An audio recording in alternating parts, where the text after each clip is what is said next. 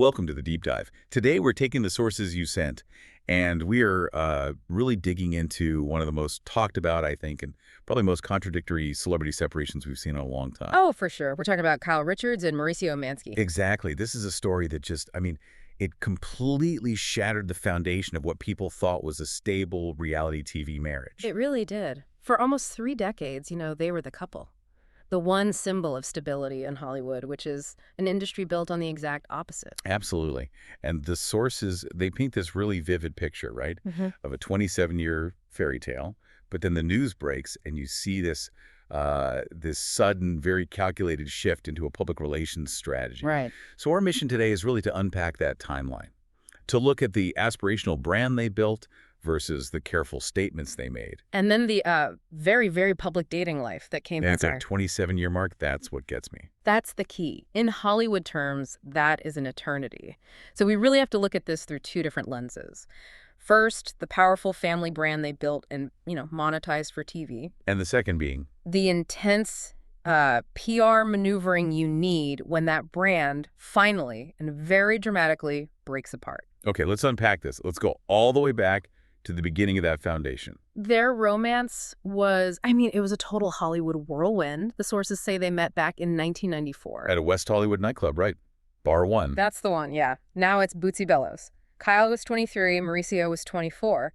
But here's the kicker. She was engaged. He was engaged to somebody else. Which just speaks to the sheer speed of their connection. It was instant. Yeah. They got engaged that same year. They moved fast on everything. The sources are really clear on this. They actually moved their wedding up from April to January of 96. Why so fast? Because Kyle was pregnant with their first child, Alexia. She was born just 6 months later in June. Wow.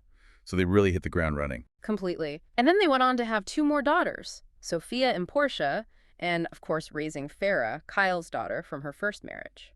And that whole package, that instant family unit, is exactly what made them such a powerhouse narrative when they joined the Real Housewives of Beverly Hills in 2010. It was a ready-made dynasty, a picture of stability. But that dynasty, it was immediately put under this incredible stress test. You're talking about the psychic? Oh, I'm absolutely talking about the psychic. The sources all point back to that one unforgettable moment from season 1, the dinner party from hell, where the medium, Alison Dubois, basically lays out this prophecy of doom for them at the dinner table. It's chilling to watch back. She looks right at Kyle and tells her that Mauricio would never emotionally fulfill her, ever. And that she'd stay with him, but only until the kids were grown up.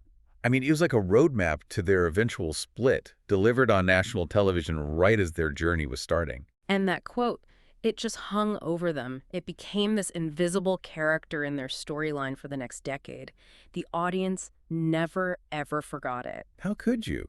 It makes you wonder how hard it must have been to keep up that perfect image, knowing that prediction was just sitting there, waiting in the wings. It probably forced them to overcompensate. When the separation news finally did break in 2023, Dubois herself came out and said something like, I guess I'm the only one who saw this coming. The ultimate reality TV, I told you so. A decade in the making. And yet, through all of it, they stuck to the script. In 2013, Mauricio was so defiant, saying they were super real and had no secrets to hide. The skeletons in the closet, quote. Yeah. He challenged anyone to find them. And it worked for a long time. Even in 2021, on their 25th anniversary, Kyle called the marriage one of her biggest accomplishments. And Mauricio said, it feels easy. Right. They even said they didn't want a vow renewal because, and I think this is so telling, they didn't want to mess with a good thing. That's the narrative they sold, and sold successfully for a very long time. So that pristine image, that brand, it really started to show visible cracks around 2022. It did, and the pressure ramped up fast, which forced them into this really defensive position. The sources confirm affair. Rumors started swirling in August 2022. The ones involving Dorrit Kensley. Exactly. Yeah. Which she, immediately and very strongly denied. But the timing here is just... it's so critical. Because what happens just a few months later? The financial stakes suddenly double. In November 2022, Mauricio launches his own reality show on Netflix, Buying Beverly Hills. Featuring their daughters, Farrah and Alexia. Right. So now their family brand isn't just tied to one show, it's tied to 2 major franchises. And the agency's reputation is on the line. That creates such a massive conflict of interest. Buying Beverly Hills needs this clean, aspirational family image to work. While The Real Housewives thrives on exactly the kind of drama they were now in the middle of, it's a classic catch-22. So they go into denial mode. Full denial mode.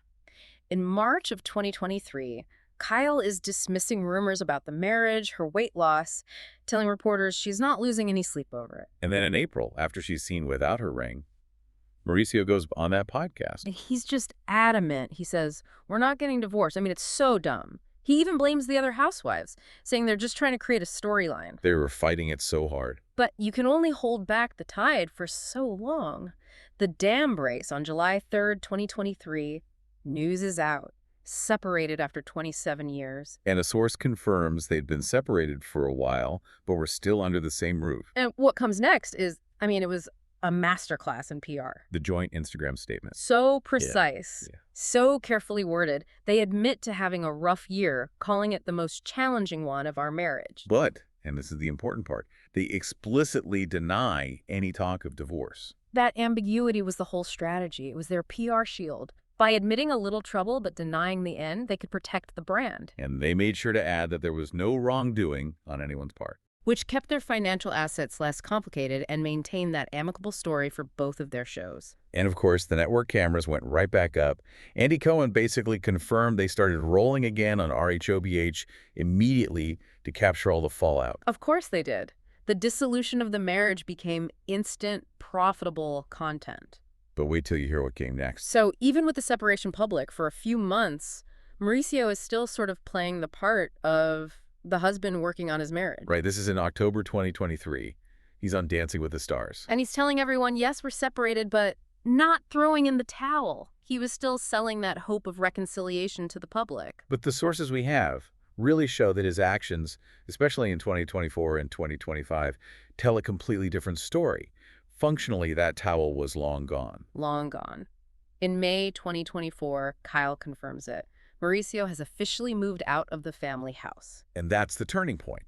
That's where his personal life just completely takes over the narrative they were trying to control. It's an immediate and very public shift. Just 2 months later, July 2024, he's photographed in Mykonos. Exchanging a passionate kiss with an unidentified woman. The location, the PDA, I mean, none of it is subtle. He's not trying to hide. And what's so fascinating is how that act then becomes forced content for Kyle's show. She has to address that picture on RHOBH. And she says, you know, while they're separated and he can do what he wants, the image was still hard to see. That quote is so important. It shows the strain. It shows how hard it is to maintain that amicable separation front when one person is out there having these very visible, very newsworthy encounters. The PR shield was designed for no wrongdoing, but these photos scream that Mauricio has moved on decisively. And the pattern just keeps going. May 2025, he's spotted again, this time in LA. Another steamy kiss, physically lifting a mystery blonde woman. Again, not a quiet dinner. These are big public moments in celebrity hotspots. It's like he's confirming his bachelor status for the paparazzi. And then the narrative really hardens in late 2025. This is the sighting outside of Craig's in West Hollywood. A celebrity stronghold. You go there to be seen. Exactly. And this time, his companion is recognizable. It's the reality TV star CJ Franco from FBoy Island. Who is 21 years younger than him. And the witness descriptions are just incredibly detailed. Him wrapping his arms around her, a tender kiss on her cheek, nuzzling his face into her shoulder. The sources called it unmistakably affectionate. It pretty much cemented his new identity as the actively dating bachelor. Which creates this complete narrative schism, especially when you hear what advice he was getting from his own family. Right. The sources say he actually asked his daughters for dating advice. He did. And their biggest advice was, well, it was extremely practical. They basically told him, Dad, we want you to be happy. But be age appropriate. And crucially, they want me not to be photographed and be out there, particularly with somebody I'm just on a first date with or something. Wow. So they were giving him PR advice. They were trying to protect the family brand. The Buying Beverly Hills brand.